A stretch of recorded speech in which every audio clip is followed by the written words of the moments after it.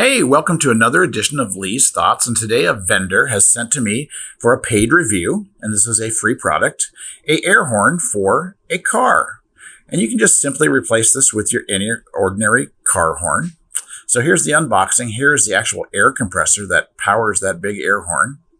And then you can see the two trumpets here wrapped up in plastic. Let's take that plastic off and really show it to you.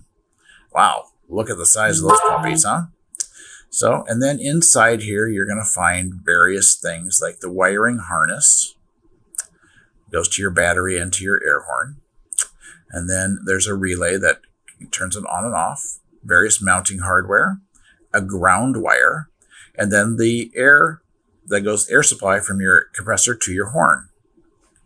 So, you just need to gain access to find your original horns in your car. And that usually means you have to take off a couple of trim pieces around your grill. And you can just pop these little trim retainers off. They're really easy to do with a screwdriver, or there is actually a trim retaining tool remover you can use, but I use a screwdriver and a needle nose pliers. Then you can just take that stuff up. And, looks like I got caught on one more. I need to remove one more here. So you can see there. Take that. Now I should be good to go just to remove that.